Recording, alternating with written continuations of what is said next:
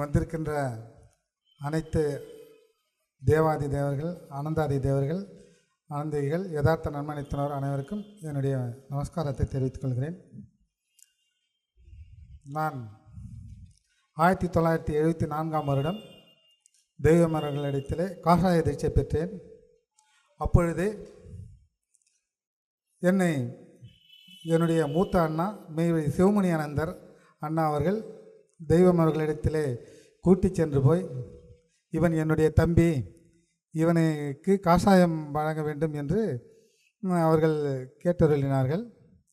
அதற்கு தெய்வம் அவர்கள், அப்படியாடா, சரி என்ன பண்ணுற நீ அப்படின்னு கேட்டாங்க. தெய்வமே, நான் காலேஜில் படிச்சுட்டு இருக்கேன் அப்படின்னா. அப்படியா, நீ காலேஜுக்கெல்லாம் படிச்சுட்ருக்கியா? சரி, அப்படின்னா நீ அங்கே என்னென்ன பண்ணுவேன் அப்படின்னு கேட்டாங்க. ஒன்றும் இல்லை தெய்வமே, நான் வகுப்பறைக்கு போவேன், படிப்பேன். நான் இங்கே அண்ணன் கூட்டிகிட்டு வந்தார், அதனால தான் நான் இங்கே வந்தேன் அப்படின்னு. அப்படியா, சரி. அங்கே உன்னோட கூட பசங்கள்லாம் பீடி சிகரெட்டு அதெல்லாம் பண்ணுவாங்களே, நீயும் இப்போ பிடிப்பியாடான்னு கேட்பாங்க. சத்தியமாக நான் அது மாதிரியெல்லாம் இது வரைக்கும் நான் பண்ணதே இல்லை தெய்வமே, நான் செய்யவே மாட்டேன் அப்படின்னு சொன்னேன். அதுக்கப்புறம் அப்படியா, சினிமாக்கெல்லாம் போவாங்களாடா அப்படின்னாங்க. இல்லை தெய்வமே, நாங்கள் எதுவுமே பண்ணுறதில்ல அப்படின்னா. சரி, நீ தான் சிவமணி அந்த தம்பியாச்சே, அதனால் நீ எனக்கு தெரியும்டா, நீ சேர்ந்துக்கடா அப்படின்னு என்னை போய் பதிய வச்சாங்க. நான் மெம்பர்ஸ் ஆனதுமே உடனே காஷாய தீட்சையும் கொடுத்தாங்க. அதுக்கப்புறமா அடுத்த பங்குனி விழாவில் நான் பிரம்மோபதேசம் வாங்கிறதுக்கு விண்ணப்பித்தேன். எதுக்கடா பிரம்மோபதேசம்னு என்ன கேட்டாங்க. நான் வேத நூல் விளங்குறதுக்கும் நான் பிரம்மத்தை அறியறதுக்கும் தெய்வம் அவர்கள் நான் தெரிஞ்சுக்கிறதுக்காக வேண்டும். அப்படியா, அப்போ இது வரைக்கும் உனக்கு தெரியலையான்னு கேட்டாங்க.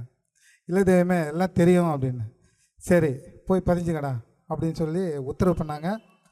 அப்புறம் பிரம்மோபதேசம் முடிஞ்சதும், இது நாள் வரையிலும் நாம் இந்த தோல தேகத்திலே தெய்வம் அவர்களை நாம் என்ன என்று நினைத்திருந்தோமோ அது எல்லாவற்றையும் விட சாட்சாத் அந்த கிருஷ்ண பரமாத்மாவே எங்களுடைய நேர் எதிரில் எனக்கு அருளினார்கள் என்பதை இன்னும் என்னுடைய நினைவிலிருந்து அகலாத நிகழ்ச்சியாக அது இருந்திருக்கிறது என்பதை உங்களிடையே நான் பகிர்ந்து கொண்டிருக்கிறேன்.